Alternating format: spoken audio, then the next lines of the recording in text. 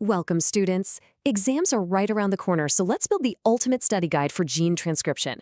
In this explainer, we're going to break down everything you absolutely need to know to nail this topic. Okay, here's our game plan. We'll kick things off with the big picture, where transcription fits into the central dogma. Then we'll dive into its three main stages. And finally, we'll wrap up with a super focused study guide of all the key terms you gotta know for your exam. First up, let's set the stage. To really get transcription, we first have to understand where it fits in the grand scheme of things. This amazing flow of information that literally makes life possible. So this flow of information, it's known as the central dogma of genetics, and it's absolutely fundamental. Think of your DNA as the master blueprint, right? It's stored safely away in a library. Transcription is just the process of making a temporary working copy. That's our messenger RNA. Then translation uses that copy to actually build the proteins, which are the molecules that do all the work and give us our traits. Now, the most important thing to remember here is that transcription is just a copying process. It's like having a rare, super valuable cookbook. You wouldn't take the original into the kitchen where it could get messy, right? No way. You'd photocopy the recipe you need.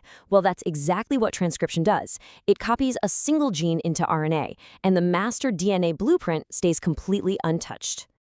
So how does this whole copying process actually happen? Well, it's a fantastic molecular story that we can break down into three really clear parts, or acts. The whole performance is broken down into these three stages. We have initiation, which is all about finding the right place to start. Then elongation, that's the main event, where the RNA copy actually gets built. And finally, termination, where everything stops and that shiny new RNA is released. All right, let's look at Act 1, initiation. How in the world does a cell's machinery know exactly where a gene begins? To figure this out, we're going to use the simpler system in bacteria to understand the basic principles. The starting signal is a specific sequence of DNA called a promoter. You can just think of it as a big start here sign. And you really need to pay attention to the numbering here. The very first DNA base that gets copied into RNA, that's called +1. Anything before it or upstream gets a negative number, and everything after it is positive. Oh, and notice there's no zero base. That's a key convention to remember for the exam. Now, inside that promoter, there are two short sequences that are absolutely critical. For your exam, think of it like this. The -35 sequence is like the initial docking station. It's where the machinery first recognizes, okay, I'm in the right neighborhood. But the -10 sequence, sometimes called the Pribnow box, that's where the real action starts. Its specific sequence makes it way easier to pry the two DNA strands apart, which of course you have to do to make the copy. But of course, these DNA signals are just signs on a road. They're totally useless without a driver to actually read them. And the main character, the driver of this entire process, is this incredible molecular machine, RNA polymerase. RNA polymerase is really more like a team. You've got the core enzyme. This is the powerful factory part that builds the RNA chain. But on its own, this factory is blind. It would just bind randomly all over the DNA. So to give it eyes, it needs a guide. And that guide is the sigma factor. The sigma factor is the spotter with a built-in GPS. Its whole job is to recognize those -35 and -10 sequences and tell the factory exactly where to set up shop. So when the core enzyme and the sigma factor bind together, they form the fully functional unit that we call the RNA polymerase holoenzyme. Now it's ready to go, ready to find a gene and get to work. So here's how it all begins. The complete holoenzyme just slides along the DNA, scanning, looking for a promoter. When that sigma factor finally locks on to the -35 and -10 sites, they form what we call a closed complex. See how the DNA is still a double helix at this point? That's what closed means.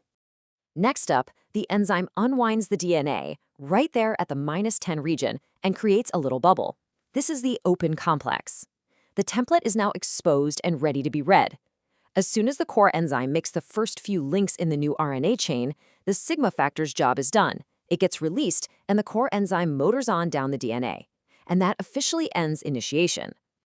Okay, let's move on to Acts 2 and 3. This is where the RNA copy is actually built, and the whole process comes to a nice, clean stop. And now we're in Act 2, elongation. With the sigma factor gone, the core enzyme is just chugging along the DNA.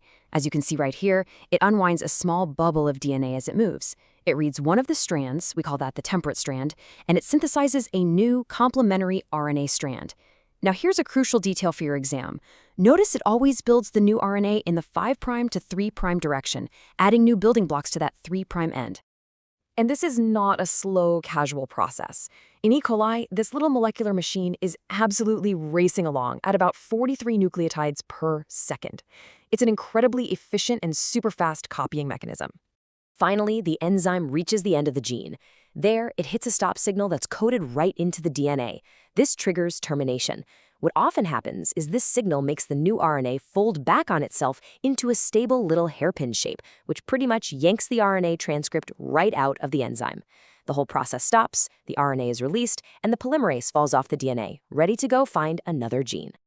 All right, let's wrap this all up and make sure you're totally ready for your test.